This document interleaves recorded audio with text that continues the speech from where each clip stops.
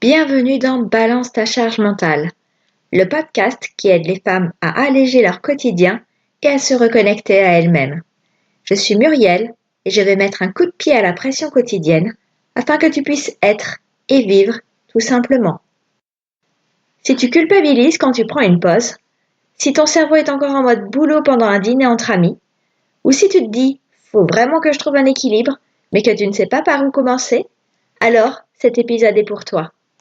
Parce qu'aujourd'hui, on va parler d'un sujet sur le fil, à savoir l'équilibre entre la vie personnelle et la vie professionnelle.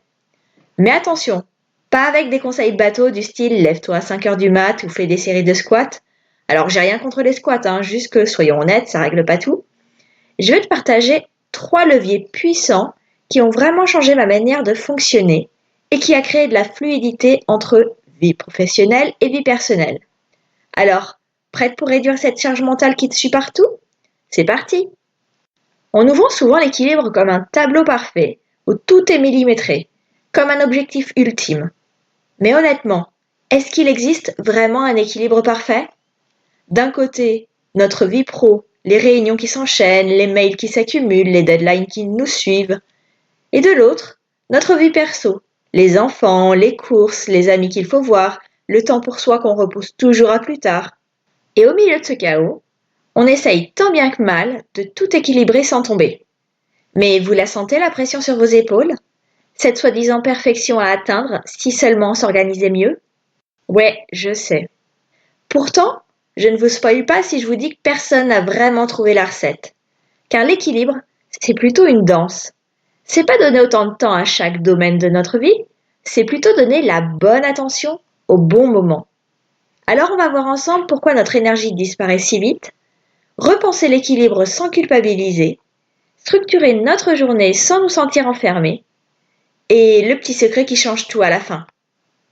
Avant même de parler d'équilibre, il faut comprendre où notre énergie s'en va chaque jour.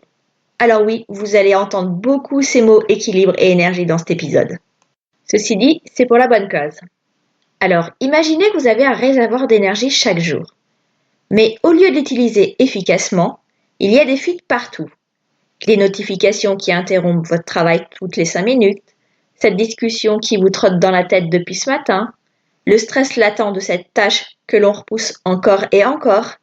Résultat, avant même d'avoir fait quelque chose d'important, on est déjà fatigué. Et si le vrai problème n'était pas le manque de temps, mais le fait que notre énergie soit dispersée? Donc la première question à se poser est où part notre énergie en priorité? Quelles activités nous vident? Quelles activités nous rechargent? Est-ce que l'équilibre que l'on recherche est vraiment aligné avec ce dont nous avons besoin? Ça, c'est des petites questions qu'on peut se poser qui va nous permettre de faire le point. L'idée, c'est d'identifier les fuites d'énergie pour mieux les réguler, bien sûr. Car l'image qu'on a de l'équilibre est souvent biaisée. On s'imagine souvent une balance parfaitement stable. Sauf que dans la vraie vie, c'est pas ça du tout. Je vais prendre l'exemple du surfeur. Il ne lutte pas contre la vague. Il ajuste son équilibre en permanence. Il sait qu'il va tomber, parfois, mais c'est ok. Alors, si on transpose ça, qu'est-ce que ça veut dire? Ça veut dire que certains jours, le boulot prendra plus de place. D'autres jours, la vie perso dominera. L'équilibre, c'est pas du 50-50 chaque jour. C'est un ajustement constant sur la durée. Donc, quand on a une période pro intense, c'est ok, mais on pense à recharger ses batteries à côté. À l'inverse, quand on a une période perso plus prenante, on adapte ses attentes au travail. Définir ça évite la culpabilité inutile de ne pas être partout à la fois. Parce qu'on connaît cette sensation d'avoir 10 onglets ouverts en permanence dans notre tête. Alors c'est normal, notre cerveau est une machine incroyable, mais il a besoin de clarté. Le secret, c'est donc de ne pas tout contrôler, mais de compartimenter intelligemment. Au lieu d'un grand chaos où tout se mélange, chaque moment a sa place, comme dans un bento japonais. Il y a notamment 3 moments clés à compartimenter. Alors, je commence par les moments de travail focus. Ce sont les périodes où l'on a besoin d'être pleinement concentré. Par exemple, une session de rédaction sans notification, un moment de brainstorming au calme ou une réunion clé. Pour ça, j'ai une petite astuce. J'utilise une playlist spécifique. Quand je l'entends, mon cerveau comprend que c'est le moment d'être focus et il se met en mode deep work. Il y a aussi les moments de vraie pause. Et c'est souvent là que ça coince. On coupe à moitié, on scrolle sur le téléphone et on culpabilise. Une vraie pause, c'est un moment où l'on change d'environnement et d'énergie. Par exemple, une balade sans téléphone, une session de lecture, un déjeuner sans email. Ce que l'on peut faire, c'est soit poser son téléphone hors de sa vue, ou de poser une intention lors de sa pause. Par exemple, là je me consacre uniquement à la lecture. Alors, je suis totalement présente lors de ma séance de sport. Enfin, il y a les moments relationnels. Car trop souvent, on est physiquement avec nos proches, mais mentalement ailleurs. Alors on peut dîner sans écran, appeler une amie en étant vraiment à l'écoute, avec ses enfants sans penser à sa to-do list. L'astuce, c'est de transformer ces moments en rituels. Parce que moins on mélange, et plus la charge mentale diminue naturellement. Compartimenter, c'est chouette. Mais on a aussi besoin de transition pour éviter un switch brutal. Imaginez regarder un film où chaque scène change sans transition. Ce serait hyper fatigant, non? Dans la vraie vie, nos journées ressemblent souvent à ça. On passe d'un call pro au dîner en famille en une fraction de seconde, sans sas pour atterrir. Donc, intégrer des rituels de transition pour aider son cerveau à couper sans culpabiliser est une bonne option. Je vais vous en indiquer 3 que vous pourrez tester comme vous le souhaitez. La première, c'est la transition entre le personnel et le travail.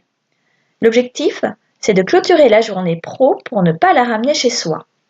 Par exemple, aller marcher 10 minutes après le boulot, écrire 3 choses accomplies dans la journée pour fermer le chapitre, ou avoir un rituel de changement de tenue. Si t'es pressé, une musique de transition peut marquer la coupure.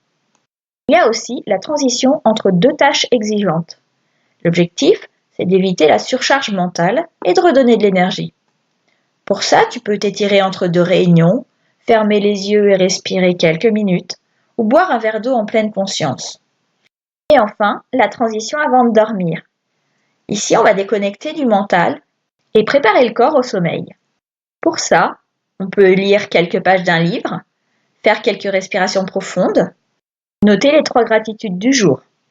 Tout ça va permettre de fermer les onglets au fur et à mesure avant d'en ouvrir un autre.